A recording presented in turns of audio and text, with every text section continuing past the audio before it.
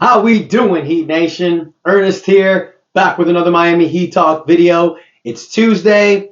The grind of the week is continuing, you guys, so let's make this day a lot more positive with the Miami Heat Talk adventure. Now, you guys know the drill. Click the like button. Don't forget to hit the subscribe button. We are almost there, almost at that 2K subscriber mark. I want to take a moment to thank all of you guys, whether you support me, whether you watch my video once in a while, whether you come here to troll or bash me, it doesn't matter. The fact that you guys come on this channel and do anything means a lot to me. So thank you. So with this video, you guys, want to go a little bit different. Try to start getting away from that Damian Lillard Miami Heat Talk updates, because at the end of the day, you guys, it's over. Damian Lillard's not coming here. We need to move on. As much as people want to troll the Heat, want to smash the Heat, bash the Heat, it doesn't matter. Every single person has thrown shade on this Miami Heat team. People are glad we didn't get Damian Lillard. People are loving the fact that we weren't able to trade for Jrue Holiday. But all of that doesn't matter, you guys, because what matters is what we do moving forward. We got to stay positive. We got to thrive. We got to be prepared. Because let's mention another thing, you guys, because I'm sure Heat fans are down right now. I'm sure Heat fans are thinking, what are we going to do? Can we make the playoffs? What's this roster like? Guys, remember something.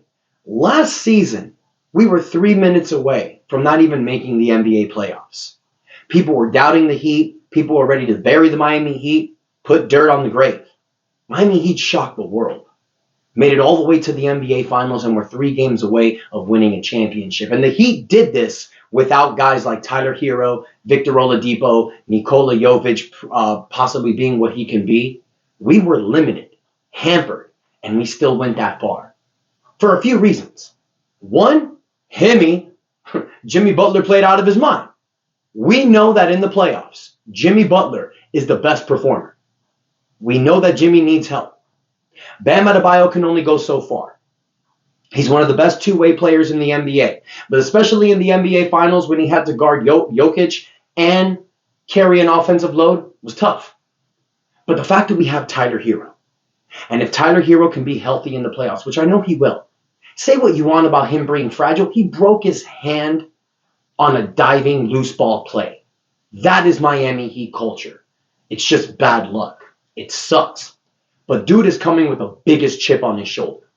You saw it yesterday, you guys. I loved his humor. I love the fact that Tyler Hero is moving forward. Jimmy Butler, one of the best NBA playoff performers. Bam Adebayo, one of the best NBA two-way players. Tyler Hero, one of the most skilled scorers in the NBA. This team together will do damage. You got Caleb Martin, Kyle Lowry, Kevin Love. You got a lot of returning players. Duncan Robinson. You got a lot of guys that are coming back with this Heat bunch that are ready to contribute. But there's also a few guys that we haven't really discussed. So this video, you guys, I want to talk about the new additions of the Miami Heat. And I want to talk about exactly what they bring to the table and educate you guys, Heat fans or non-Heat fans, on how good this team can possibly be if constructed the right way. Now, let's start with the returning player, the biggest signing that the Miami Heat did this offseason, Josh Richardson. Josh Richardson, you guys, is one of the most skilled defenders in the NBA. And for those of you that don't remember, his last 2 years with the Miami Heat, the 2018 and the 2019 season, he was the leading scorer on this team. He knows Miami Heat culture. He knows how we predicate ourselves on defense. And let's not forget the fact that we traded him to get Jimmy Butler. So the fact that we have Josh Richardson back with this team, with Jimmy Butler, with Bam Adebayo, with all these dogs, Josh Richardson is going to be a signing that we're talking about later in the season and in the playoffs as a steal. I understand we lost Gabe Vincent. If you ask me, I think not getting back Gabe Vincent was a huge mistake on Miami's part. Because this whole Damian Lillard fiasco, had it happened and we still had Gabe Vincent signing Josh Richardson, we would have been fine. It wouldn't have been a big deal. But Gabe is gone. So you need to replace Gabe. Gabe Vincent last year gave you about almost 9 points a game. He really stepped it up in the playoffs. He was a defensive pest. That is exactly what Josh Richardson is, but much taller. Josh Richardson is 6'6". He can guard multiple positions. He's a Swiss Army knife, just like Caleb Martin. That's what I love about this team. We have surrounded ourselves with Swiss Army knives, guys that can play multiple positions, guard multiple positions, have a huge lift in their offensive game. They can do multiple things. Josh Richardson last season, he played with the New Orleans Pelicans and the San Antonio Spurs, I believe. Played 65 games, 10 points a game, 3 rebounds, 3 assists, a steal a game. Those were pretty much Gabe Vincent's numbers last season, but a little bit better. Josh Richardson, even though it sucks that we lost Gabe Vincent, I believe signing Josh Richardson more than makes up for that. Josh Richardson can play point guard, he can play shooting guard, he can even play small forward. He's a diverse player. And with this system, with this culture, back with Erik Spoelstra, the best NBA coach in the NBA, I believe Josh Richardson is going to thrive with this offense. And I talk about him a lot, you guys, because one, we haven't mentioned him a lot since the signing, because with this whole Damian Lillard fiasco, we didn't know where it was going. But now that we know what this team is going to look like, you guys, Josh Richardson is a guy that we can plug anywhere. Huge signing from the Heat, but not just him. We also picked up a backup center. A guy who I believe is probably the best backup center we've had in the whole Bam Adebayo era with this team. Because what have we given Bam Adebayo in the past? We've given him guys like Cody Zeller, Dwayne Dedmon, Myers Leonard, Thomas Bryant. Thomas Bryant, who played with the Lakers and won an NBA championship with the Nuggets. Now, we'll say this. Denver didn't play him in the championship. So that tells you one thing, but it also tells you the experience that he had with that team, winning a championship. Going from there to the Miami Heat with this cultured system is going to be perfect for Thomas Bryant. The man last season played 59 games, averaged 10 points a game, 6 rebounds, 44% behind the three-point line, 62% for the field. This is a guy who has an offensive game, something that no Miami Heat backup center has ever brought. Thomas Bryant will be different. Now, I will say this. He's not the best defensively, but that's why he's here. That's why he's with Erik Spoelstra. Miami will figure it out. Now, it's possible that the Miami Heat might add someone else during the season, another big to help out Bam. We're under the second apron, so we are allowed to sign buyout players throughout the season, so you don't know what's going to happen mid-season.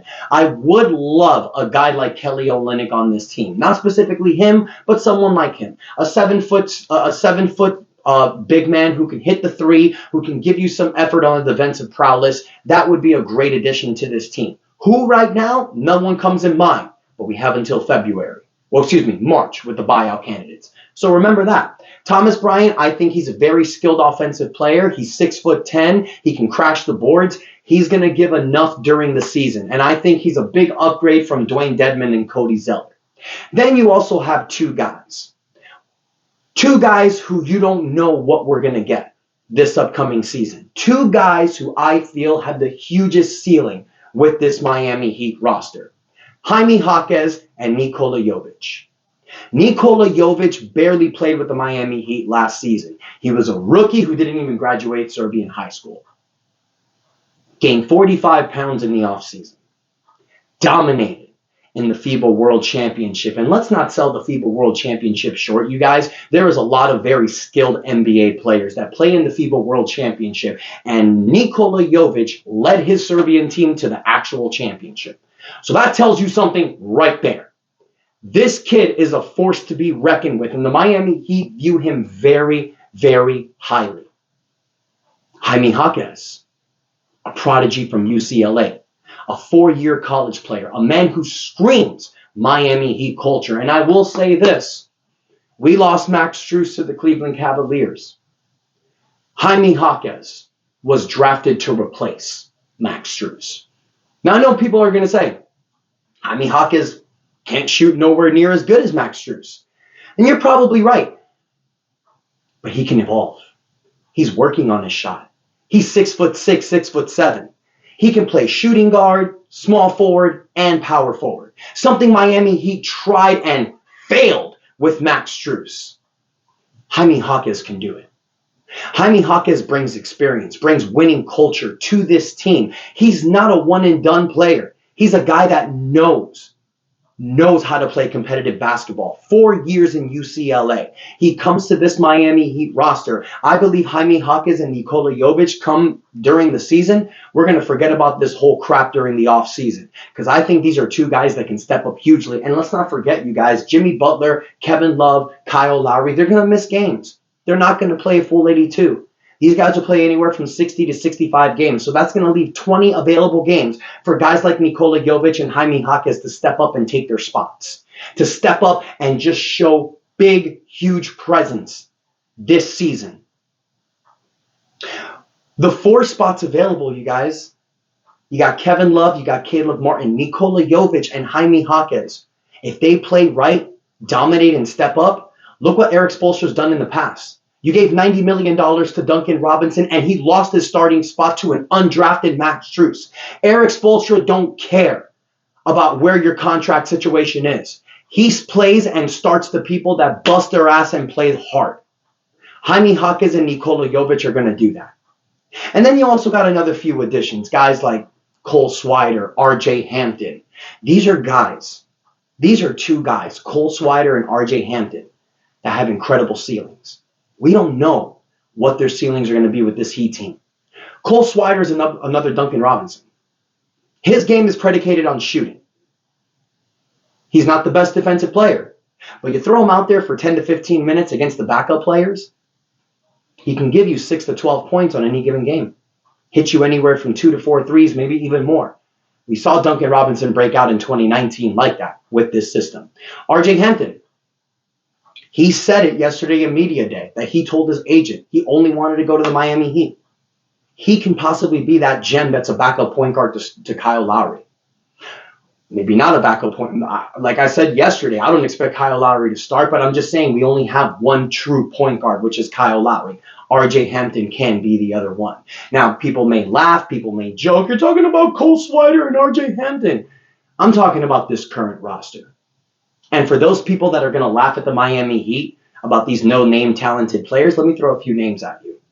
Gabe Vincent, Caleb Martin, Max Strus, Duncan Robinson, Udonis Haslem, Isaac Austin, Keith Askins, Bashawn Leonard, just to name a few. This is what the Miami Heat does. We take average, ordinary players, and we turn them into great role players, contributing players, and possibly even stars. That's what we do here with the Miami Heat culture, you guys. So for those people that are throwing dirt in the grave for the Miami Heat, saying this isn't going to happen for us, saying the Miami Heat are not even going to make the playoffs or get bounced out in the first round, for all the people that continue to throw shade on the Miami Heat, here's what I'm going to tell you. Please don't stop. Please don't stop. I need you all to bash the Miami Heat harder than you ever have in your life. Trollers, haters, keep going. Push it.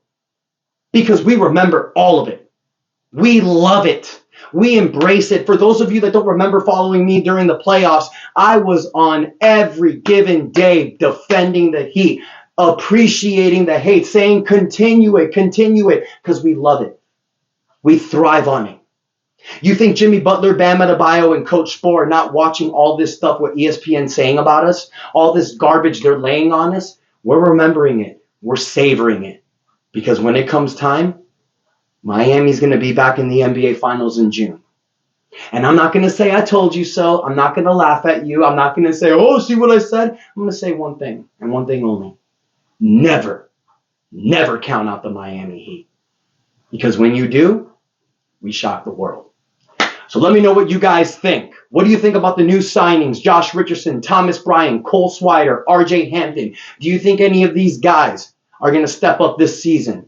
What do you guys think about Haime Haqz and Nikola Jovic? We didn't trade them for Damian Lillard. Do you think they're poised for a breakout season? Let me know what you guys think in the comments. Don't forget to smash the like button. Also subscribe, you guys. Help your boy out. And until next time, it's your boy Ernest out. That's enough said. Let's go Heat.